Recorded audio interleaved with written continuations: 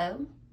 In this video, we'll talk about one common struggle that people face as they age and they want to keep connecting with grandchildren or other younger people in their family.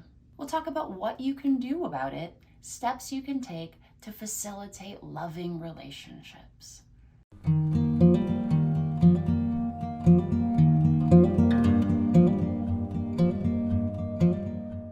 I see so many people as they age who really value and want to continue to connect with their grandchildren. When the kids are younger, this can be somewhat easier to facilitate because grandparents can play instrumental roles in childcare, family traditions, holidays, and other special activities. As children grow and become more and more involved with commitments, which might be academics, social relationships with friends and other people, activities, or other demands, opportunities for relating to the older adult family members can be much harder to find. The kids no longer need childcare. They're often busy with activities and just not around. The kids seem preoccupied with their electronics and various gadgets. The kids don't seem to want to hang out with older adult family members as much anymore.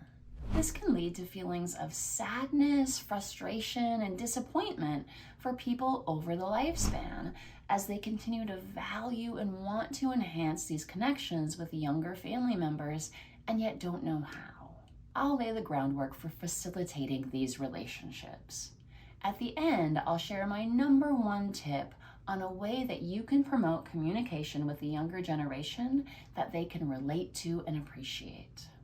First, we can try to promote a family message of relationship and communication. Tell your grandchildren that you care and you want to continue to be involved in their lives. Ask about what things they find interesting and genuinely listen to their answers. Look into those things more and then go back to them with a question you might have or a new bit of information you might have found. Show them that you care about their lives. Bond through tradition. Share family traditions with your grandchildren. Tell them why the tradition has been important in your family and invite them to personally share in the experience. Explain to them why it's special and that you want to give that to them to celebrate in their own lives and to pass down into their families. Examples might be making and enjoying certain foods, engaging in holiday traditions or customs like decorating a Christmas tree or reading certain books on certain holidays, or sharing stories from past generations and what they mean to you. Ask your adult children to communicate to your grandchildren about how much you care and still want to connect. Ask the parents what you can do to be helpful in assisting the grandkids or in connecting with them in their lives, and maybe even talk to them about the stressors and challenges of having older children and what they can do. Play a helping role if possible, or lend an empathetic ear if there isn't anything that you can directly do to be helpful. Give symbols of yourself. My partner's grandmother survived the trauma of World War II and the invasion of the Nazi war machine. She shared with the family a spoon she had taken in her flight, where she had stayed at a German castle where the Nazi forces and elite police were using as a training facility. She hid there for a week before fleeing on. That spoon is a wonderful connection to her history, making her a real person in the grandchildren's eyes, and a reminder of the family's strength and determination and ability to survive really hard things. These ideas are already a foundation of how to connect with younger generations. However, one of the biggest challenges that I see is that as grandchildren age and begin using various forms of technology, older relatives are often reluctant to adapt to and use that technology to communicate with them.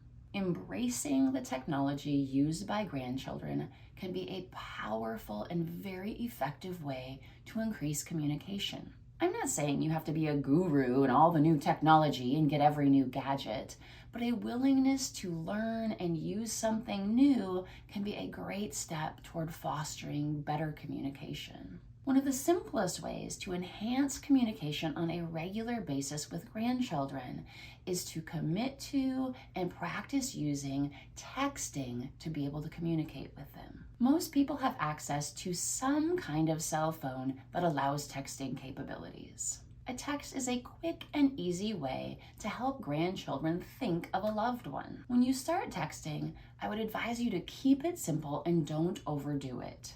Resist the urge to text what they might call a book, which is an extremely long text that's very difficult to read in that format and would be better suited to an email. Also, if texting works and your grandchildren respond to it, avoid doing it at a level that exhausts them, almost over texting, so that they become overwhelmed and quit texting back. Once every few days or once a week could be a great starting point. Text can also include pictures or short videos, which makes it a way to be able to communicate without even having to use words. Pictures could include a book or food you think your grandchildren might like, a picture of a pet that they find particularly endearing, something that happens in nature, or something in your daily life or of you in a particular situation. You might be able to establish a relationship where you text a picture of something interesting in your day and your grandchild responds with a picture of something interesting in theirs. If that is something you'd like to try, discuss it with them beforehand so that you're not assuming they'll understand what you're looking for. If you don't know how to text in that way or do things on your phone, feel free to ask your grandchildren for help. Sit back, learn something new, maybe take a couple of notes, and enjoy relating to your grandchildren in a world that might be new and somewhat uncomfortable for you, but for most of them, it is highly familiar, very warm, and very comfortable.